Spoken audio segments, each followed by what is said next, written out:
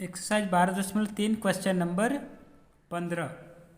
आकृति 12.33 में ABC त्रिज्या 14 सेंटीमीटर वाले एक वृत्त का चतुर्थांश है तथा BC को व्यास मानकर एक अर्धवृत्त खींचा गया है। छायांकित भाग का क्षेत्रफल ज्ञात कीजिए। ठीक है, तो यहाँ पे आप देख सकते हैं आपका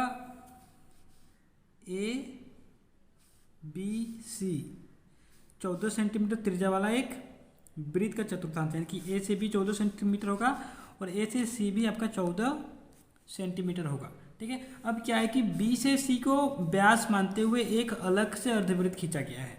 ठीक है, तो ये जब 14 सेंटीमीटर है तो ये इस 14 सेंटीमीटर का ये क्या हो जाएगा, आपका विकर्ण हो जाएगा। तो AB कितना है, 14 सेंटीमीटर था और AC भी 14 सेंटीमीटर था। तो हम लोग का इस, ठीक है, तो हम लोग का क्या हो जाएगा, ये जो आपका BC है वो BC बराबर 14√2 होगा क्योंकि ये विकर्ण है। ठीक है, तो विकर्ण 14√2 हो जाएगा। ठीक है, अब हम लोग क्या करेंगे, अर्धवृत्त का व्यास, चूंकि ये जो BC है वो उसका व्यास है तो अर्धवृत्त का व्यास कितना होगा, 14√2 सेंटीमीटर। तो उसका त्रिज्या क्या होगा, 14√2/2। तो 14√2/2 को 2 से काटेंगे तो 7√2, यानी कि जो हम लोग का R2 होगा, यानी कि ये जो अलग से अर्धवृत्त बनाया गया हुआ है उसका त्रिज्या कितना होगा, R2। और जो पहले से चतुर्थांश बनाया हुआ तो उसका त्रिज्या कितना होगा, उसको R1 माने हैं, R1 14 सेंटीमीटर हो गया, R2 कितना हो गया, 7√2 सेंटीमीटर। ठीक है, अब हम लोग क्या करेंगे, छायांकित भाग का क्षेत्रफल निकालेंगे। तो छायांकित भाग का क्षेत्रफल निकालने के लिए क्या करेंगे, सबसे पहले इस अर्धवृत्त का क्षेत्रफल निकालेंगे। तो यहाँ पे अर्धवृत्त का क्षेत्रफल घटाओ, उसमें क्या घटाएंगे, चतुर्थांश का क्षेत्रफल में से ये जो क्षेत्रफल है उसको घटाने के बाद जो बचेगा उसको इसमें से घटाएंगे। ठीक है, तो चतुर्थांश का क्षेत्रफल में से त्रिभुज का क्षेत्रफल घटाने के बाद जो बचेगा उसको हम लोग क्या करेंगे, अर्धवृत्त में से घटा देंगे। तो अर्धवृत्त का क्षेत्रफल क्या होगा, 1/2 गुना पाई R2 का स्क्वायर घटाओ चतुर्थांश का क्षेत्रफल 1/4 गुना पाई R1 का स्क्वायर घटाओ, ये क्या होगा, त्रिभुज का क्षेत्रफल 1/2 गुना आधार गुना ऊंचाई। ठीक है, यहाँ पे 1/2 पाई के बदले 22/7 गुना R2 हमने कितना निकाला है, 7√2। तो R2 क्या होगा, 7√2 गुना 7√2 घटाओ, ब्रैकेट के अंदर क्या होगा, 1/4 गुना पाई 22/7 गुना R1 कितना था, 14, R1 कितना था, 14 था।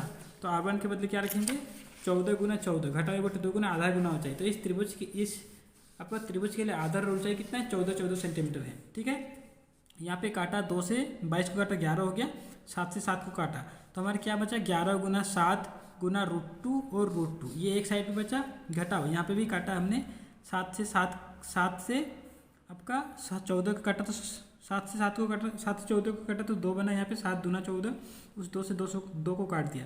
ठीक है, हो गया, फिर ये 2 से 7 को काट दिया, समझ में आ गया। उसके बाद क्या हुआ हमारा, देखिए 4 था यहाँ पे, उससे काटा हमने 2 से, 2 दूना 4 किया, यहाँ पे 2 7 14 किया, ये 2 बना इसको, और उससे पहले क्या किया, 7 दूना 14 किया और ये 2 बचा, ये 2 को काट दिया। ये काटना आपको आता है, आप काट लीजिएगा। ठीक है, फिर 2 7 14, तो अंदर क्या बचा, 22 गुना 7 घटाओ 7 गुना 14। ठीक है, 154 घटाओ 22 7 154 होता है, घटाओ 14 7 98। ठीक है, तो 154 घटाओ 154 में से 98 घटाएंगे तो 56 बचेगा, 154 घटाओ 56 बराबर 98 सेंटीमीटर स्क्वायर, यही होगा आपका आंसर। ठीक है, उम्मीद करता हूँ आप लोग को समझ में आया होगा, और अगर समझ में आया हो तो अपने दोस्तों के साथ भी इसे ज़रूर शेयर करें। Thank you.